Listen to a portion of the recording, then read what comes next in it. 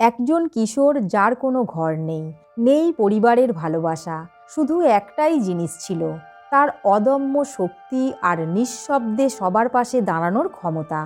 এক রাতে ঠান্ডায় কাঁপতে কাঁপতে রাস্তায় হাঁটছিল সে, আর সেই মুহূর্তেই শুরু হলো এক গল্প, যা শুধু ফুটবল মাঠ নয়, এক পরিবারের হৃদয়কেও বদলে দিল চিরদিনের জন্য। নমস্কার প্রিয় বন্ধু, আজকের এই হৃদয়স্পর্শী গল্প শোনার জন্য সিনেক্রাক্সে আপনাকে স্বাগত। মুভির গল্পটি যে কিশোরটিকে কেন্দ্র করে, তার নাম মাইকেল ওহার। সবাই তাকে বিগ মাইক বলে ডাকে।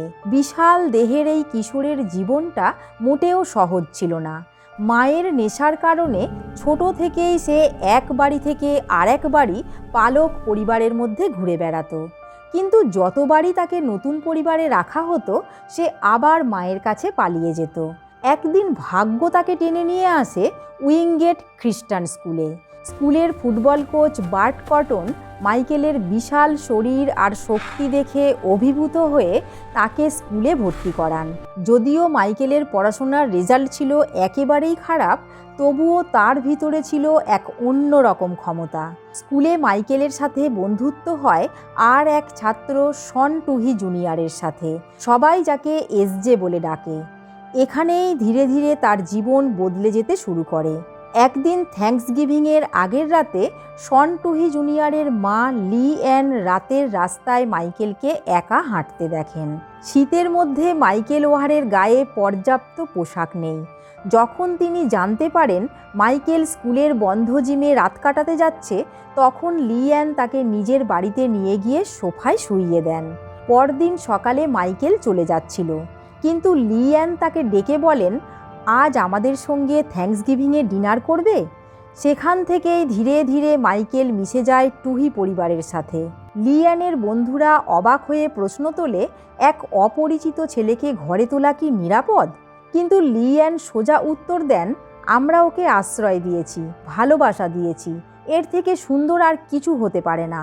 মাইকেলের একমাত্র দুর্বলতা ছিল তার পড়াশোনা। ফুটবলে ভালো করার জন্য পড়াশোনাটাও ভালো করার দরকার ছিল, তাই টুহি পরিবার তার জন্য আলাদা টিউটর নিয়োগ করে। সেই সময় মিশু নামের সেই টিউটর শুধু পড়াশোনায় নয়, মাইকেলের মনেও আলো জ্বালান। তবে মাঠে খেলার সময় মাইকেল প্রথমে দ্বিধাগ্রস্ত ছিল। বিশাল শক্তি থাকা সত্ত্বেও সে কারো ক্ষতি করতে চাইতো না।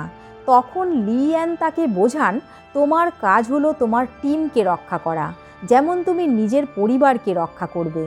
এই এক কথাই বদলে দিল সব কিছু। মাইকেল মাঠে নেমে হয়ে উঠল ভয়ঙ্কর শক্তিশালী অফেন্সিভ লাইনম্যান। সে প্রতিপক্ষের আক্রমণ আটকে দিয়ে নিজের টিমকে প্রাণপণে রক্ষা করতে লাগলো। এরপর শুরু হয় নতুন অধ্যায়। নামী বিশ্ববিদ্যালয়গুলি তাকে ডাকতে শুরু করে, কিন্তু মাইকেল বেছে নেয় মিসিসিপি ইউনিভার্সিটি, যার সংক্ষিপ্ত নাম ওলে মিস।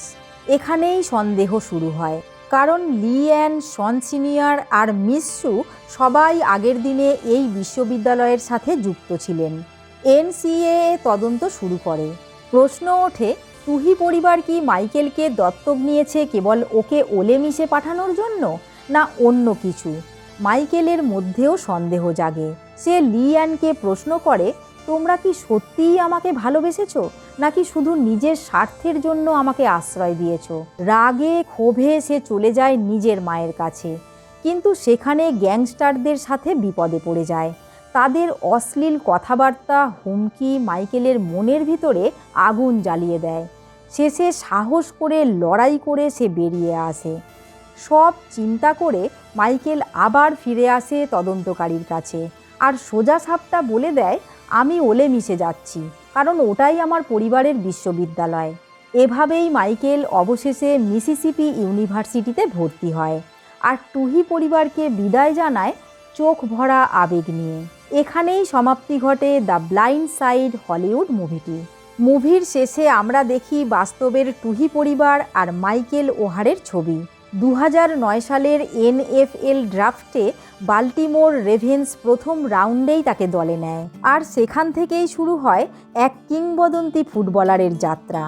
এটি শুধু একজন ফুটবলারের জীবনের গল্প নয়, এটি হলো মানবিকতার গল্প, ভালোবাসার গল্প। কখনো কখনো একটুখানি সুযোগ, একটুখানি সহানুভূতি কারো পুরো জীবন বদলে দিতে পারে।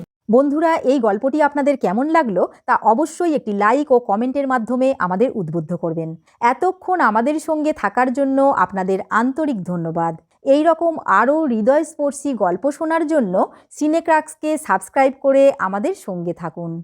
সকলকে ভালো ও সুস্থ থাকার কামনা জানিয়ে আজ এখানেই শেষ করছি।